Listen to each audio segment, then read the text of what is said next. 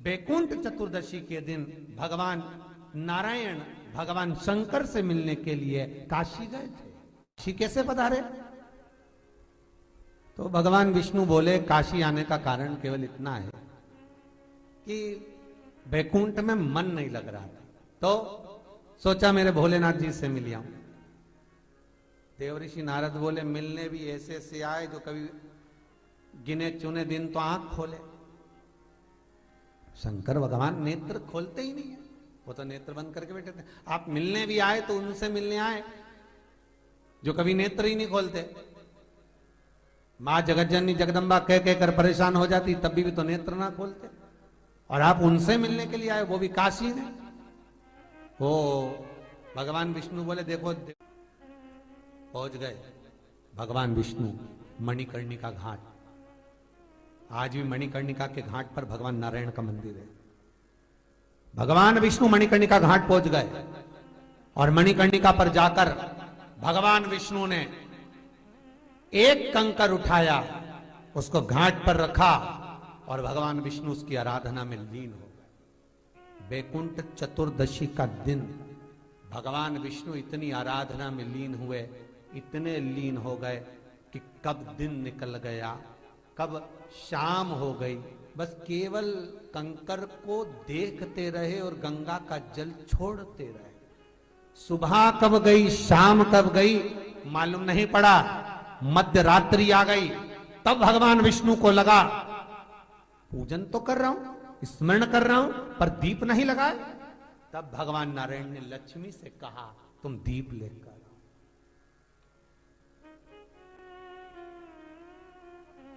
लक्ष्मी थाल लगाकर 14 दीप लगाकर शिव के सम्मुख लेकर आई। महाराज शिव के,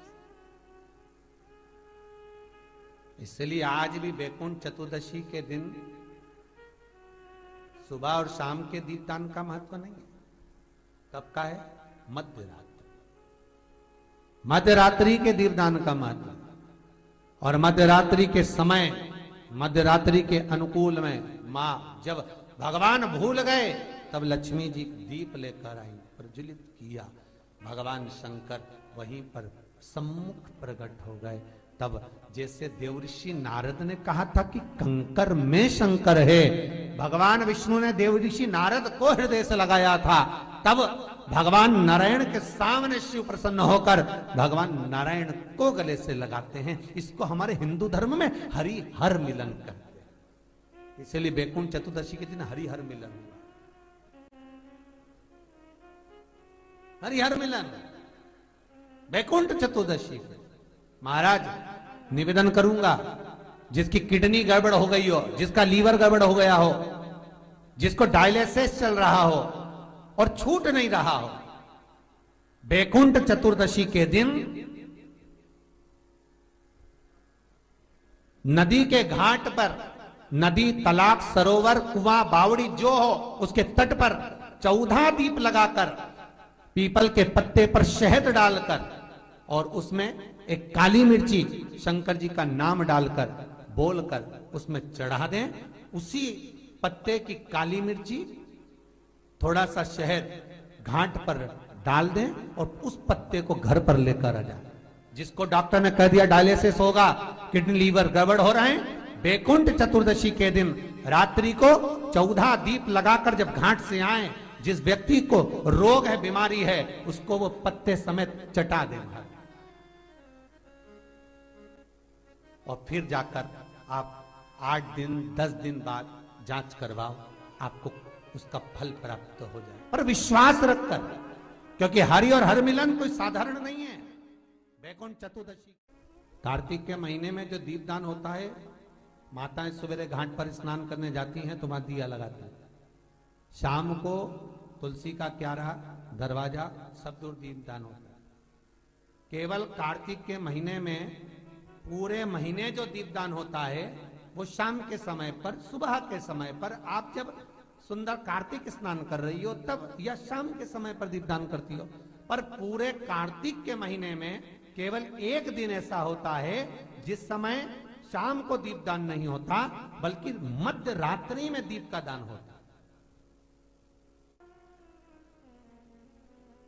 कौन सा दिन है वो?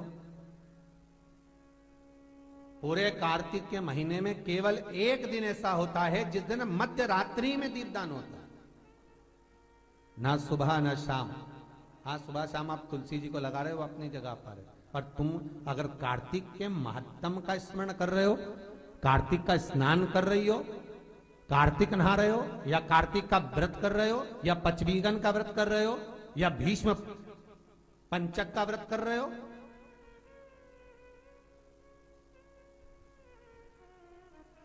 या कार्तिक स्मरण का व्रत कर रहे हो, कार्तिक का अनुष्ठान कर रहे हो, तो उसमें एक दिन ऐसा होता है जिस समय सुबह शाम दीपदान का फल नहीं है, रात्रि के मध्य में दीपदान का फल है, और वो है वैकुंठ चतुर्दशी का दिन। पूरे कार्तिक के महीने में केवल एक ही दिन रहता है जिस दिन शाम के दीपदान का फल नहीं है, मध्य रात्रि के दीपदान का फल। दीपावली पर जो दिए लगाए वो 11 दिए, 21 दिए, 5 दिए, 7 दिए, ऐसे लगाए जाते हैं। एकादशी के दिन जो दीपदान करा उसमें 11 दिए, 7 दिए, 21 दिए, ऐसा दीपदान होता है। पर वैकुंठ चतुर्दशी का जो दिन है महाराज, इस दिन रात्रि को 11 बजे से लेकर 12:30 के बीच में दीपदान होता है, और 14 दिए का दान होता है महाराज। इसमें 14 दीप का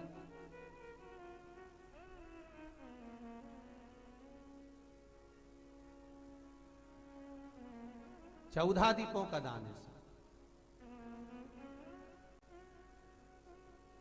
निवेदन है आप सबसे कि प्रयास करना कि घर के बाहर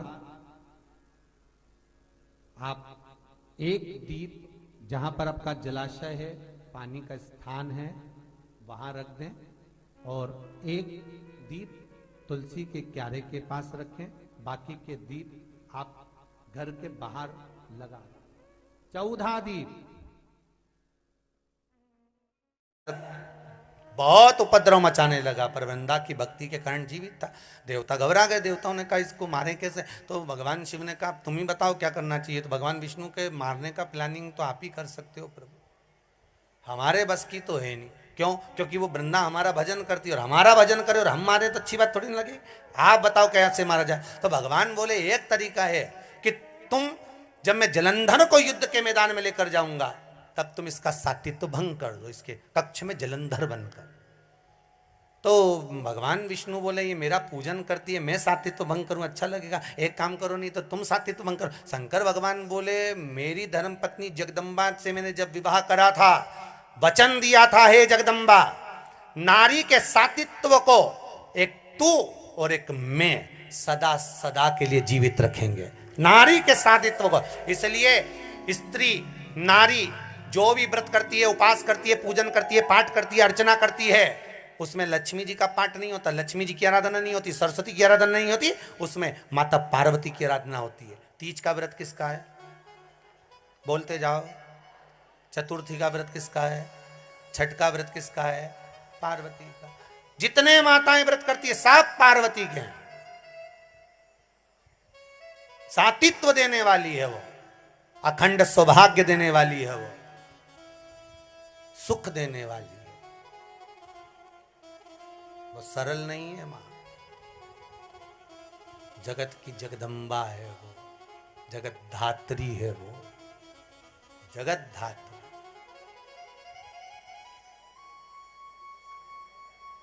उसको पहचानो जरा।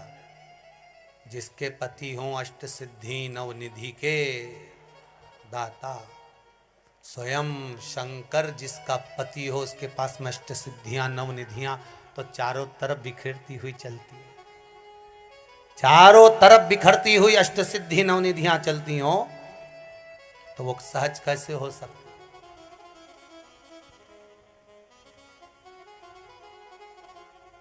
वो सहज नहीं हो सकता।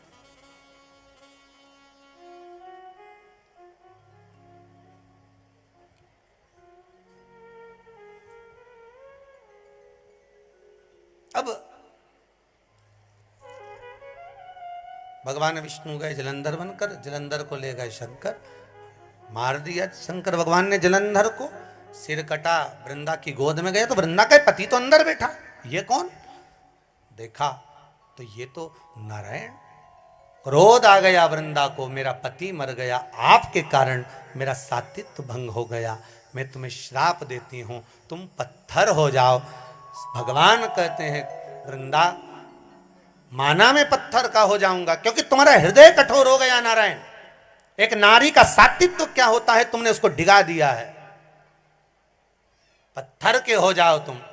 वृंदा अपना शरीर त्यागती है, हाथ में जल लेकर भस्म करती है, तुलसी का क्यारा बनती है, उसमें से आवाज निकलती है, शंकर भगवान आपने मेरे पति को मारा तो तुलसी का दल आप पर कभी नहीं चढ़ेगा।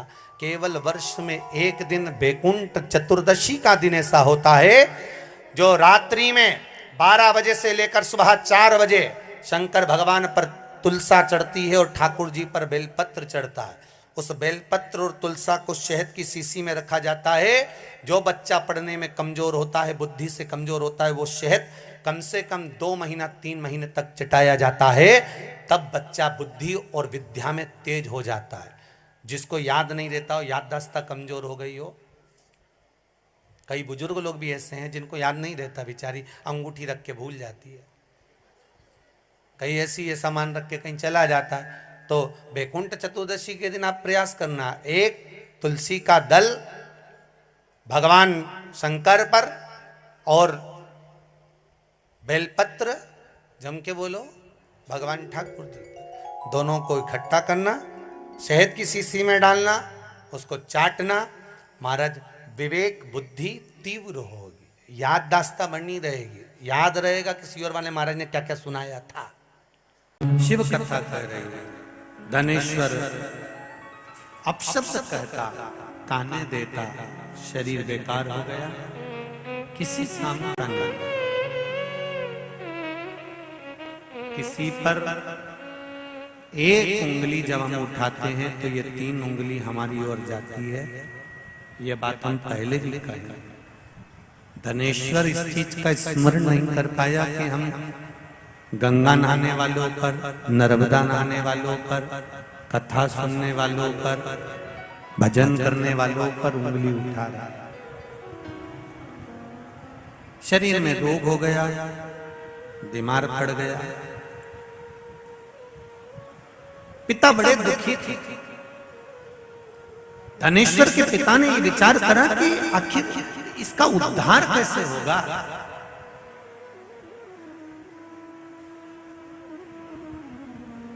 माता और पिता, हमारे यहाँ देवी जी की आरती में भी हम लोग गाते हैं, पूत कपूत सुने पर ना माता सुनी।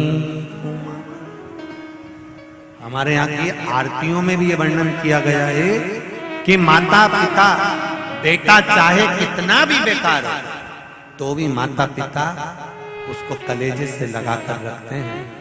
मेरे बेटे का उद्धार कैसे होगा, स्मरण कैसे उसका मुक्ति होगी, समझ नहीं पाया। समय आया, रोज धनेश्वर अपशब्द कहता था, रोज उंगली उठाता था, रोज गालियां देता था, रोज ताने देता था।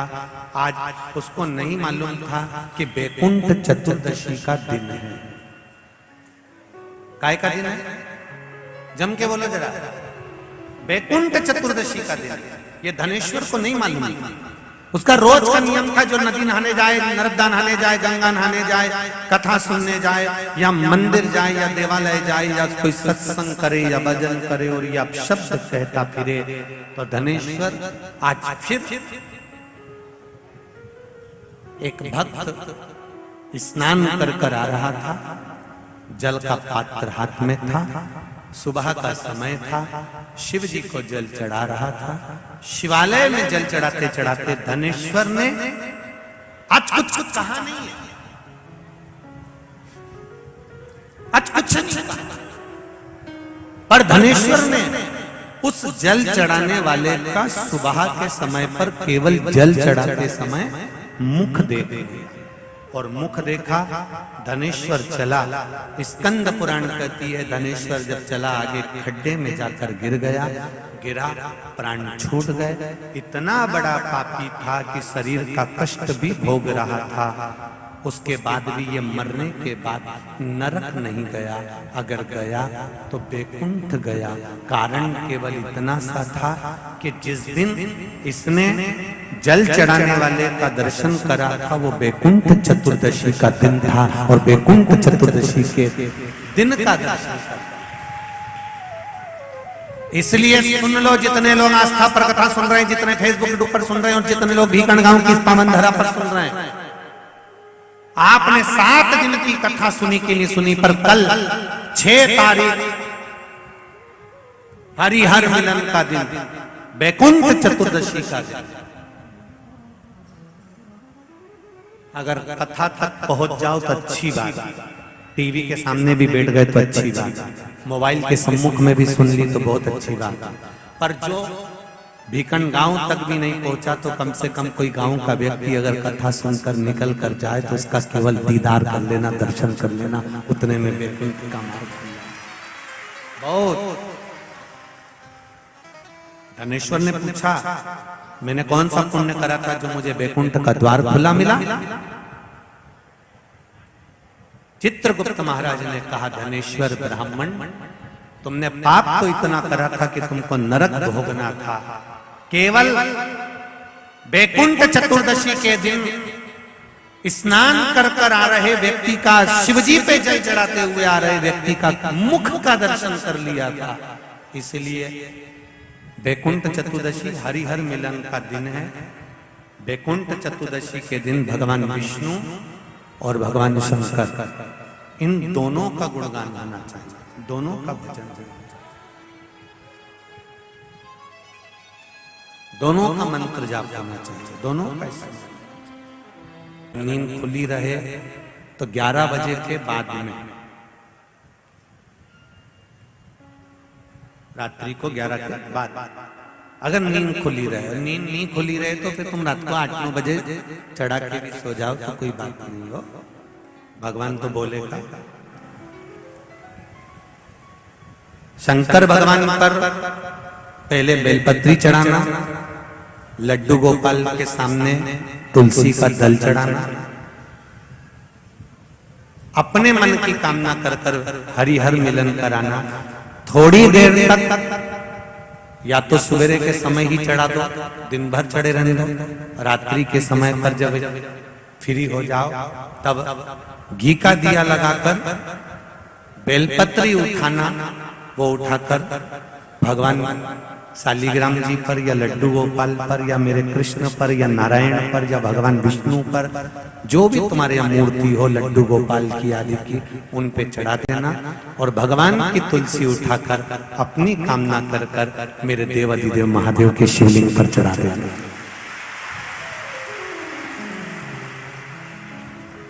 रात्रि को ही हो सके तो ब्रह्म मुहूर्त तक, अगर नींद खुली रहे तो उठा लेना, नींद खुले तो रात को ही, रात्रि के समय ही उस बेलपत्री और तुलसी को संभाल के रख लेना।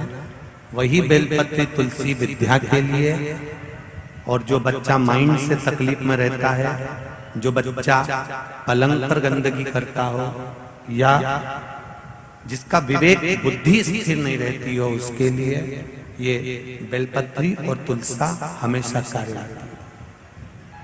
कल वही बैकुंठ चतुर्दशी, उसका दर्शन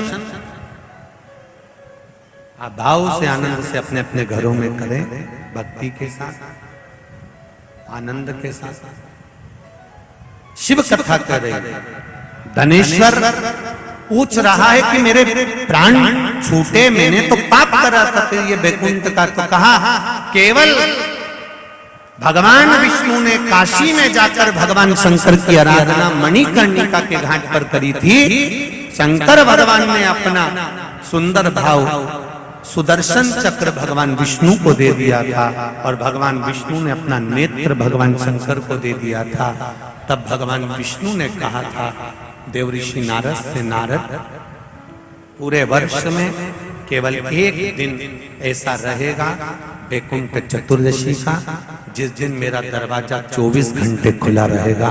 जो पापी से पापी जीव है वो भी प्रवेश करेगा। ये वैकुंठ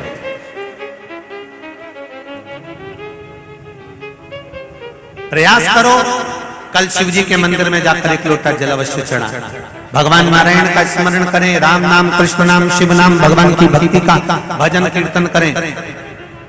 धनेश्वर के प्राण छूटे परम पद पाया। जिस भरोसे के साथ, जिस विश्वास के साथ आप देव अधिदेव महादेव से प्रार्थना करते हो, विनय करते हो, निवेदन करते हो, बाबा उसको स्वीकार करता है, सुनता है। चंद्रदेव पूछ रहे हैं कि शिव सुनेगा कैसे? शंकर जी को कहने के लिए कहाँ जाया जाए? शिव जी से अगर कोई बात कहना है, शंकर भगवान को कुछ बोलना है, शंकर भगवान को यदि कोई बात कहना हो, शिव जी से कुछ कहना हो, तो कहाँ जाकर कहें? कहाँ जाकर बोलें? कहाँ प्रार्थना करें? कहाँ विनय करें? देवऋषि नारद जी ने कहा कि तुम जहां बैठो, तुम्हारा जहां मन पड़ जाए वहां बैठकर बालू के शिवलिंग का निर्माण करो, मिट्टी का शिवलिंग बनाओ, पार्थिव शिवलिंग बनाओ। पार्थिव शिवलिंग में बालू में, मिट्टी में कण कण कण कण होते हैं। उन कंकर को जोड़कर, उन कण कण को जोड़कर अपने दिल की बात एक लोटा जल चढ़ाते समय उनसे प्रार्थना करो, विनय करो। ये दुनिया की सबसे बड़ी गलती है कि दुनिया के लोग भगवान को मंदिर में ढूंढने जाते हैं और अपने भीतर नहीं ढूंढते। ये दुनिया की बड़ी विचित्र रीति है। दूर के लोगों से फोन कर कर पूछते हैं चाची जी कैसी हो, और घर में बैठे हुए लोगों से पूछ नहीं पाते हैं कि तुम कैसे हो। ये दुनिया की बड़ी विचित्र रीति है। तीर्थ में भगवान को ढूंढते हैं, मंदिर में भगवान को ढूंढते हैं, पर अपने दिल में परमात्मा को ढूंढ नहीं पाते हैं। वो तुम्हारे भीतर बैठा हुआ है। एक कंकर उठाओगे, हाथ में रखोगे, दिल से उसको पूजोगे, तो कंकर में भी एक ना एक दिन शंकर नजर आएगा और तुम्हारी कामना पूरी करेगा। शायद पूरी दुनिया का एक स्थान है कुबेरेश्वर धाम। पूरे विश्व में केवल एक भूमि है, कंकर शंकर की भूमि कुबेरेश्वर धाम, जहां कंकर को उठाकर शंकर देखा जाता है, जहां कंकर को बीन कर पूजन करी जाती है और कंकर में शंकर को देखा जाता है। और जिस कंकर को आप अपने घर पर लेकर जाते हो, अगर तुम्हारा विश्वास पक्का होता है तो एक ना एक दिन उस कंकर में शंकर के प्रतिबिंब का दर्शन तुम्हें होता जरूर है। यह निश्चित है। पूरे विश्व में एक भूमि है कुबेरेश्वर धाम। इसलिए कभी मौका मिले, तुम्हारे परिवार के लोग, तुम्हारे घर के लोग अगर तुमसे कहें कि मम्मी कहां जाना चाहोगी, पापा कहां जाना है, बहन कहां जाना है, तो एक बार तुम्हारे मुख से निकलना चाहिए कि मुझको एक बार सीहोर कुबेरेश्वर बाबा के धाम ले चल, उस भूमि पर मुझे भी कंकर की पूजन करना है। वो भूमि पर मुझको भी लेकर चल, वहां मुझे कंकर शंकर की पूजन करना है। वो साधारण भूमि नहीं, वो सहज भूमि नहीं है। भूमि पर जो आया है खाली नहीं गया।